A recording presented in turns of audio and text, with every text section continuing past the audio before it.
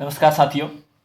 आज की क्लास में जो कुछ नया टॉपिक उठाया है मैंने, स्टेट सीरीज़ को हम करेंगे। यानी हर स्टेट की जो भी खास बातें होंगी या जो भी मतलब तथ्य के रूप में शामिल होंगे फैक्ट, वो मैंने इसमें शामिल करे हैं।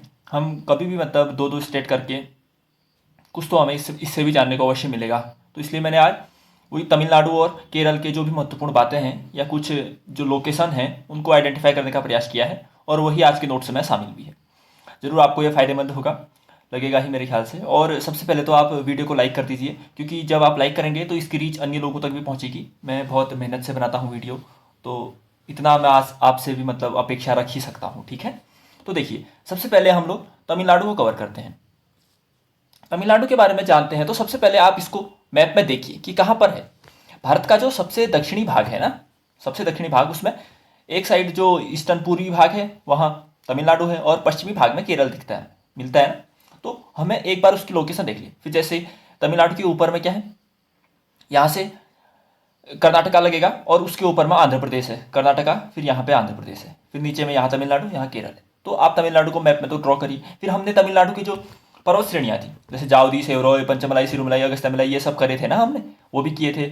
तो वो तो उसका प्रायद्वीपी पर्वत श्रेणियों में पढ़ा था हमने। आज हम उसके जो भी अन्य तथ्य शामिल हैं, चाहे सांस्कृतिक हों, राजनीतिक हों, अर्थव्यवस्था से संबंधित हों, वो सभी चीज़ें हम यहाँ पे देखने का प्रयास करेंगे। तो तमिलनाडु आपने फाइंड आउट किया। अब हम जो तमिलनाडु का समुद्री तट है, जो सागर से लगता है उसका तट, बंगाल की खाड़ी से, उसको हम कहते हैं कोरोमंडल तट। ये ध्यान रखिएगा। यहाँ पे कन्फ्यूजन इसलिए होता है क्योंकि जो केरल वाला तट है और तमिलनाडु वाला तट है, दोनों के अलग अलग नाम हैं। तो किसका नाम क्या है वो क्योंकि केरल वाले तट को मालाबार तट कहते हैं और तमिलनाडु वाले तट को कोरोमंडल तट कहते हैं। अब देखिए, तमिलनाडु में कितने शब्द हैं, ये 1 2 3 4 5 है ना, और कोरोमंडल में भी कितने हैं, 5 हैं। तो इससे याद रखिए, मालाबार में 4 ही है तो वो तमिलनाडु के साथ फिट नहीं बैठ पाएगा। अगर आपको याद करना है तो तमिलनाडु बड़ा नाम है ना, तो उसके लिए तो कोरोमंडल बड़ा नाम है, इसलिए कोरोमंडल को तमिलनाडु के साथ मिलाइए, मालाबार को केरल के साथ मिलाइए, ठीक है। अब इसकी राजधानी चेन्नई, सबको ही पता होगा। मुख्य भाषा क्या है, तमिल है। चलो ठीक है, ये भी कोई बड़ी बात नहीं है। अब हम इसकी कुछ अर्थव्यवस्था से संबंधित चीज़ों को जानने का प्रयास करते हैं। इसकी अर्थव्यवस्था से संबंधित चीज़ों को देखें तो देखिए, सबसे पहले देखिए ये कि जो अर्थव्यवस्था में महाराष्ट्र के बाद ना भारत का जो सबसे बड़ा इंडस्ट्रियल स्टेट है, भारत का सबसे बड़ा इंडस्ट्रियल स्टेट है जो, वो तो महाराष्ट्र है। उसके बाद दूसरे नंबर में जो सबसे बड़ा औद्योगिक राज्य है, तमिलनाडु ही है। आपको तमिलनाडु दिमाग में रहना चाहिए। ये सारी चीजें हम तमिलनाडु के बारे में पढ़ रहे हैं, तो मैं लिखूंगा नहीं कि तमिलनाडु की अर्थव्यवस्था, तमिलनाडु के ऊर्जा केंद्र, ठीक है। तो आप तमिलनाडु के बारे में ही पढ़ रहे हैं हम, तो तमिलनाडु को आप अपने दिमाग में रखिए। भारत के महाराष्ट्र के बाद भारत का सबसे बड़ा औद्योगिक राज्य भी है ये। अब यहाँ जो भी परमाणु ऊर्जा केंद्र हैं उनके बारे में हम जाने तो दो हैं यहाँ, एक तो कलपक्कम है, एक कुंडनकुलम है। जरूर से याद रखिए, एक कलपक्कम है, एक कुंडनकुलम है। कलपक्कम और कुंडनकुलम याद रहेंगे। और यहाँ का जो लौह अयस्क केंद्र है, जहाँ आयरन ओर मिलता है सबसे ज्यादा, वो सलेम है, ठीक है। सालेम भी कहते हैं और सलेम भी लिखा आएगा तो वो भी यही है, ठीक है। तो परमाणु ऊर्जा केंद्र क्या क्या हुए, कलपक्कम और कुंडनकुलम। और लौह अयस्क केंद्र क्या हुए, सालेम हो गया, ठीक है, सलेम या सालेम, ठीक है। अब कुछ पर्यटन केंद्रों की बात करें अगर हम यहाँ के, तो पर्यटन केंद्रों में यहाँ कुछ कुछ नाम तो आपने सुने भी होंगे। देखिए पर्यटन केंद्रों में एक तो हुआ कांचीपुरम, कांचीपुरम का कैलाशनाथ मंदिर पढ़ते हैं जो हम बाद में पढ़ेंगे। वो मामल्लपुरम, महाबलीपुरम के रथ मंदिर पढ़ते हैं हम। नरसिम्हम प्रथम वर्मन प्रथम का पढ़ते हैं ना। तिरुचिरापल्ली हो गया, कन्याकुमारी हो गया। तो ये लोकेशन है जो तमिलनाडु में है, पर्यटन प्लेस के तौर पे प्रसिद्ध है। कौन कौन से हो गए, कांचीपुरम हो गए, मामल्लपुरम उसी का नाम महाबलीपुरम है, तिरुचिरापल्ली हो गया, कन्याकुमारी हो गए। तो ये सब तमिलनाडु में ही मिलेंगे हमें। अब इसकी जो राष्ट्रीय संसद में इसकी क्या भूमिका है और कितनी पावर है इसके पास, वो देखें तो लोकसभा में इसके पास 39 सीटें। ये क्वेश्चन भी बनते हैं कई बार, मैच तो फॉलोइंग करके आते हैं कि एक साइड राज्य दे दिए, एक साइड या तो लोकसभा की सीटें दे दी या राज्यसभा की सीटें दे दी, मतलब मिलान करो। ये तो आते ही ना, आपने भी देखे होंगे पीवाईक्यू। तो तमिलनाडु में लोकसभा की सीटें तो है 39, राज्यसभा की सीटें 18, लोकसभा की 39 और राज्यसभा की 18। कर लोगे यार। जब हम दो दो स्टेट करके ही कवर कर रहे हैं तो आपको जैसे अगले आने तक जो भी अगले स्टेट को हम लाएंगे उससे पहले ये सब कर लेना है ना फिर, क्योंकि अगर आप 28 राज्य को फिर साथ में करेंगे तो फिर तो दिक्कत करेगा ही। लेकिन आज तमिलनाडु की 39 18 याद है आपको, अब लॉन्ग टर्म मेमोरी में डालिए इसे। अब केरल के पढ़ेंगे हम 20 9, तो वो दो ही याद करने ना, तो फिर वो बैकलॉग नहीं रहता और याद भी जल्दी करने में हमें सहजता होती। जब साथ में सारी चीजें याद करेंगे तो फिर कंफ्यूजन उत्पन्न होगा ही। तो जो भी तो छोटे छोटे नोट्स प्रोवाइड कराए जा रहे हैं आपको, वो उसी दिन याद करिए, ठीक है। तो राष्ट्रीय संसद में तमिलनाडु की भूमिका, लोकसभा सीटें हैं 39, राज्यसभा सीटें 18, ठीक है, 18। अब देखते हैं यहाँ के कुछ मंदिरों के बारे में। यहाँ जो भी प्रमुख मंदिर हैं, प्रमुख मंदिरों में एक तो सबसे पहला है बृहदेश्वर मंदिर। बृहदेश्वर मंदिर जो राजराज प्रथम ने बनाया था, सॉरी, फिर राजेंद्र प्रथम ने गंगा चोलपुरम मंदिर बनाया था ना, गंगा को विजित करने के दौरान, गंगा के नाम पर। तो देखिए, एक हुआ बृहदेश्वर मंदिर, एक हुआ सोर मंदिर, एक श्री रंगनाथ स्वामी मंदिर, मदुरई का मीनाक्षी मंदिर और जम्बूकेश्वर मंदिर। तो ये 5 मंदिर तो आपको याद रखने हैं। बाकी जो हिस्ट्री के अनुसार होंगे, जैसे राजेंद्र प्रथम ने बनाए, राजराज प्रथम ने बनाए, या फिर जो पांड्यु ने बनाए होंगे कुछ, या फिर चेर ने बनाए होंगे, वो हम हिस्ट्री के अनुसार ही कवर करेंगे, ठीक है। आज कुछ जो प्रमुख बातें हैं वो मैंने शामिल करी। तो मंदिरों में क्या क्या, बृहदेश्वर मंदिर तमिलनाडु में, सोर मंदिर, तट मंदिर भी कहते हैं, सोर मतलब तट ही होता है, तट मंदिर हो गए, श्री रंगनाथ स्वामी मंदिर, मदुरई का मीनाक्षी मंदिर, मदुरई कहाँ है, तमिलनाडु में, वहाँ का मीनाक्षी मंदिर, और जम्बूकेश्वर मंदिर। ये नाम तो फिर भी सुने होंगे, जम्बूकेश्वर नहीं सुना होगा आपने अधिकार, तो ये याद करिए, जम्बूकेश्वर मंदिर है तमिलनाडु में। याद हो गए मंदिर भी। चलो अब हम देखते हैं यहाँ के कुछ अन्य तथ्य हैं। देखिए, यहाँ की भाषा क्या है, हमने तमिल भाषा पढ़ी और वो शास्त्रीय भाषा में शामिल है। अब शास्त्रीय भाषाएं क्या होती है, इसके कुछ क्राइटेरिया होते हैं। 2000 से 2500 वर्ष तक का पुराना आपका इतिहास होना चाहिए, इसको बोलने वाले लोग होने चाहिए, आप में इसकी एक विविधता होनी चाहिए, इसका जो टेक्सचर है, मतलब साहित्य है, वो कहीं से कॉपी ना किया गया हो, वगैरह वगैरह। बहुत सारी बातें हैं जो किसी भाषा को शास्त्रीय भाषा में शामिल करने के लिए चाहिए होती है। और शास्त्रीय भाषा में शामिल होने के बाद भी बहुत सारे बेनिफिट मिलते हैं, आपको विश्वविद्यालय मिलते हैं, आपकी भाषा पर अधिक ध्यान दिया जाता है, रिसर्च को अधिक बढ़ावा दिया जाता है। तो ये तो हुई। अब तमिल भाषा को भी शास्त्रीय भाषा में शामिल किया गया है। तो शास्त्रीय भाषाएं, कितनी शास्त्रीय भाषाएं भारत में, 6 शास्त्रीय भाषाएं। एक संस्कृत हो गई, तमिल हो गई, मलयालम हो गई, कन्नड़ हो गई, तेलुगु हो गई और उड़िया हो गई। ये 6 ही है मेरे ख्याल से। अब अगर कोई एरर है तो आप देख लेना, लेकिन मेरे ख्याल से ये 6 ही है। क्या, तमिल हो गई, संस्कृत हो गई, मलयालम हो गई, कन्नड़ हो गई, तेलुगु हो गई और उड़िया हो गई, ठीक है। और क्या बात है यहाँ की, जो तिरुवल्लुवर द्वारा एक ग्रंथ लिखा गया था, तिरुक्कुरल, ये प्रमुख तमिल ग्रंथ है। तिरुवल्लुवर द्वारा तिरुक्कुरल की रचना की गई थी, जो तमिल भाषा में लिखी गई थी। क्या, तिरुक्कुरल तिरुवल्लुवर द्वारा तमिल भाषा में लिखा गया प्रमुख ग्रंथ था। ये तो तमिलनाडु की जो भाषा है तमिल, उसमें ये भी एक मान्य प्राप्त फैक्ट है, ठीक है। और यहाँ का तमिलनाडु का प्रसिद्ध नृत्य क्या है, प्रसिद्ध नृत्य यहाँ का भरतनाट्यम, ठीक है, और सबसे पुराना भी कहा जाता है इसे शास्त्रीय नृत्य में। तो भरतनाट्यम यहाँ का क्या है, सबसे पुराना नृत्य है, ठीक है। त्योहारों में यहाँ की बात की जाए तो यहाँ की क्या क्या त्योहार हैं, एक तो है पोंगल, एक है जलीकट्टू। पोंगल तो सुना ही होगा, जो फसल कटाई के दौरान बनाया जाता है, पोंगल। तो त्योहारों में पोंगल हो गया और जलीकट्टू हो गए। तो क्या क्या चीज़ें देखी हमने। तमिल भाषा शास्त्रीय भाषा में शामिल है। तिरुक्कुरल की रचना जो तिरुवल्लुवर ने करी थी वो तमिल भाषा में है। तमिलनाडु का प्रसिद्ध नृत्य भरतनाट्यम है। त्योहार में यहाँ पोंगल है और जलीकट्टू है, ठीक है। अब यहाँ के बंदरगाह देखें अगर हम, तो 2 बंदरगाह यहाँ के प्रमुख हैं। एक तो है चेन्नई और एक है तूतीकोरिन। एक है चेन्नई और एक है तूतीकोरिन, याद आ जाएंगे। चेन्नई तो राजधानी है और तूतीकोरिन भी यहाँ का एक प्रमुख बंदरगाह है। और यहाँ की सबसे प्रमुख नदी है जो, मतलब जो सबसे बड़ा नदी बेसिन बनाती है जो, वो है कावेरी नदी। इस पर यहाँ एक जलप्रपात बना है, वो है होगेनक्कल जलप्रपात। होगेनक्कल जलप्रपात जो कावेरी नदी पर है और तमिलनाडु में स्थित है। तमिलनाडु की प्रमुख नदी बेसिन कावेरी नदी, उस पर बना होगेनक्कल जलप्रपात जो तमिलनाडु में स्थित है।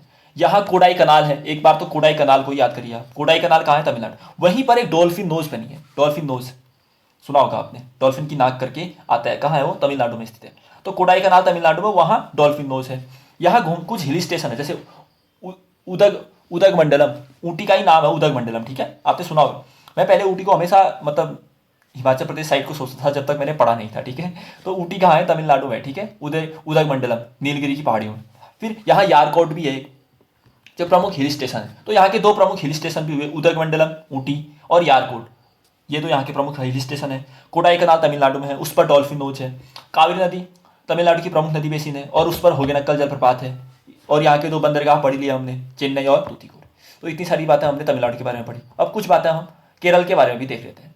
केरला के बारे में देखें तो मैंने बताया जो तमिलनाडु का तट है वो कोरोमंडल तट है और केरला का तट क्या है, मालाबार तट है। अब तो याद कर ही लोगे, छोटा नाम तो छोटे के साथ जोड़ो इसे। मालाबार तट केरल का और कोरोमंडल तट तमिलनाडु का। राजधानी तिरुवनंतपुरम और भाषा मलयालम, ठीक है। राजधानी हो गई तिरुवनंतपुरम, भाषा हो गई मलयालम हो गई। और जो केरल का हाईकोर्ट है ना, उसी में लक्षद्वीप भी शामिल है, यानी लक्षद्वीप का अपना अलग हाईकोर्ट नहीं है। हम पढ़ते हैं ना कि यूटीज में केवल दिल्ली के पास अपना हाईकोर्ट है, बाकी सभी इधर उधर ही मतलब जो दूसरे स्टेट है उनके साथ कोलैबोरेट करके अपना काम चलाते हैं। तो लक्षद्वीप का हाईकोर्ट किसके पास है? केरल हाईकोर्ट में ही लक्षद्वीप का भी हाईकोर्ट है, मतलब जो भी मामले आएंगे लक्षद्वीप में वो केरल हाईकोर्ट में ही जाएंगे। ठीक है, चलो ये भी हुआ। अब यहाँ संसद में इनके प्रतिनिधित्व की बात की जाए, क्या रिप्रेजेंटेशन है इनका, तो लोकसभा में तो है सीटें 20, राज्यसभा में है 9। अब पहले याद करिए तमिलनाडु की, तमिलनाडु में कितनी थी? 39 थी, 39 थी लोकसभा में, 18 थी राज्यसभा में। अब बार बार रिवाइज करेंगे तो याद हो ही जाएगा, 2 ही स्टेट तो करने हैं समझो। अब आए हम केरला में, केरला में कितनी सीटें हुई लोकसभा में? 20 सीटें हुई, और राज्यसभा में 9 सीटें हुई। लोकसभा में 20 सीटें, राज्यसभा में 9 सीटें हो जाएंगी याद। जब तक नहीं होंगी आगे बढ़ना नहीं हुआ ना। ठीक है, यहाँ के त्योहारों की बात की जाए तो त्योहारों में यहाँ का जो सबसे ये भी फसल कटाई के दौरान ही मनाया जाने वाला त्यौहार है। जैसे हमने पोंगल कहाँ पढ़ा? तमिलनाडु। और ओणम कहाँ पढ़ेंगे? केरल में। पोंगल तमिलनाडु में, ओणम केरल। और यहाँ एक नाव दौड़ होती है जो पुन्नामदा झील है ना, पहले तो यही याद रखिए कि पुन्नामदा झील कहाँ स्थित है? केरला में स्थित है। और यहाँ नेहरू ट्रॉफी नाव दौड़ होती है, नेहरू ट्रॉफी नाव दौड़ होती है कहाँ? पुन्नामदा झील में। कहाँ? तमिलनाडु में। चलो, नाव दौड़ भी होती है। और यहाँ सबसे एक प्रसिद्ध मंदिर है सबरीमाला मंदिर, जहाँ महिलाओं के प्रवेश को लेकर बहुत सारे मतलब कई लंबे समय से केस चल रहा था, वही वाला सबरीमाला मंदिर कहाँ है? केरला में है। और यहाँ एक प्रमुख त्यौहार मनाया जाता है मकर विलक्कू त्यौहार, मकर विलक्कू त्यौहार। और एक है विशु त्यौहार। तो कितने त्यौहार हुए? सब एक हुआ ओणम, फसल कटाई के दौरान मनाया जाने वाला। एक होती है नाव दौड़ पुन्नामदा झील में, जिसे नेहरू ट्रॉफी नाव दौड़ कहते हैं। फिर यहाँ एक सबरीमाला मंदिर है जिसमें मकर विलक्कू त्यौहार मनाया जाता है। सबरीमाला मंदिर में मकर विलक्कू, ये आएगा एग्जाम। और एक है विशु त्यौहार, ये भी मनाया जाता है केरल में ही। ठीक है, तो इतनी सारी चीज़ें हुई केरल में मंदिरों के बारे, सॉरी त्योहारों के बारे। अब यहाँ के नृत्यों की बात की जाए तो यहाँ जो प्रमुख नृत्य हैं वो है एक कथकली और एक है मोहिनी अट्टम। ये भी भारत में कितने जो मतलब शास्त्रीय नृत्य हैं शामिल? 8 है ना, मेरे ख्याल से 8 ही हैं।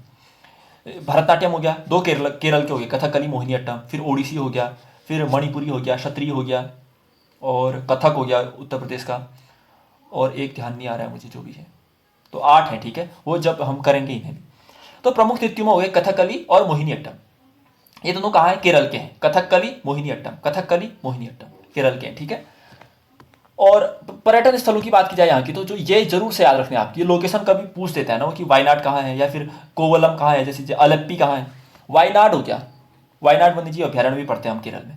और श्री पद्मनाभ स्वामी मंदिर, ये तो प्रमुख मंदिर, ये ना विश्व का सबसे अमीर मंदिर है, मतलब जहाँ सबसे ज्यादा धन संपदा है जिस मंदिर के पास, वो यही है विश्व का श्री पद्मनाभ स्वामी मंदिर। इससे संबंधित कुछ केस भी हुआ था कि इसका जो उत्तराधिकार किसे दिया जाएगा, इसके जो राज परिवार है उसको या फिर सरकार को, वगैरह वगैरह के मामले में।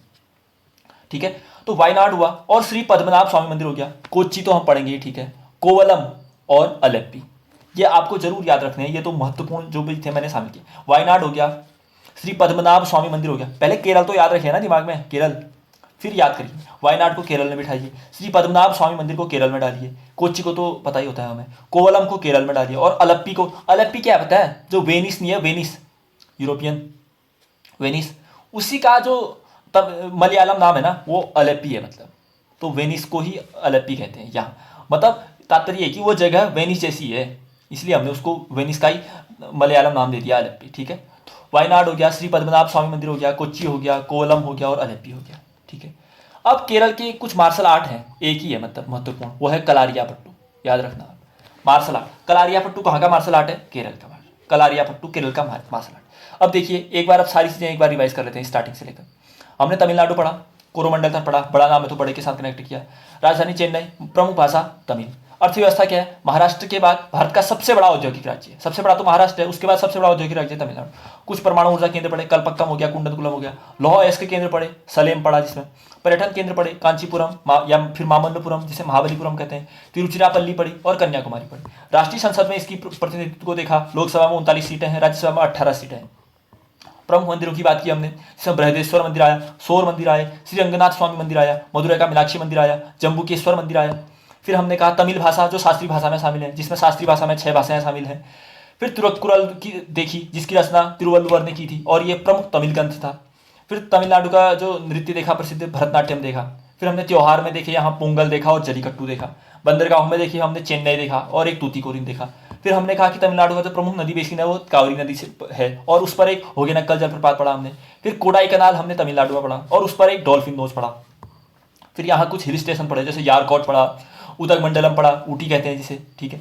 फिर हम केरल में आए, तमिलनाडु के ही वेस्ट साइड में, साउदर्न वेस्ट सबसे स्टेट है जो, मालाबार तट पढ़ा हमने, तमिलनाडु का कोरोमंडल, केरल का मालाबार, राजधानी तिरुवनंतपुरम पढ़ी, भाषा मलयालम पढ़ी। फिर हमने कहा जो केरल का उच्च न्यायालय है उसी में लक्षद्वीप का उच्च न्यायालय भी शामिल है, यानी लक्षद्वीप का अलग नहीं है, लक्षद्वीप का केरल में ही शामिल है। फिर संसद में इसके प्रतिनिधित्व की बात की, जिसमें लोकसभा में 20 सीटें कहा, राज्यसभा में 9 सीटें कहा।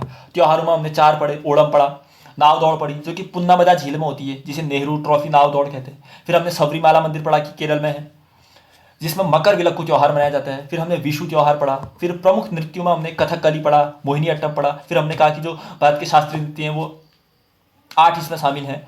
फिर पर्यटन स्थल पढ़े हमने, वायनाड पढ़ा, श्री पद्मनाभ स्वामी मंदिर पढ़ा, कोच्चि पढ़ा, कोवलम पढ़ा और अलेप्पी पढ़ा। अलेप्पी का हमने कहा कि वेनिस का ही मलयालम नाम कर दिया इन्होंने। फिर यहाँ का एक प्रमुख मार्शल आर्ट पढ़ा, कलारियाभट्ट, ठीक है। तो इतनी सारी चीज़ें आज हमने पढ़ी। अच्छी लगी होगी क्लास, लाइक तो जरूर करिएगा ही, और अपने अन्य जो भी तैयारी करने वाले हैं उनके साथ शेयर भी जरूर करिए, ठीक है। अब मिलते हैं अगली क्लास में, तब तक के लिए धन्यवाद, नमस्कार।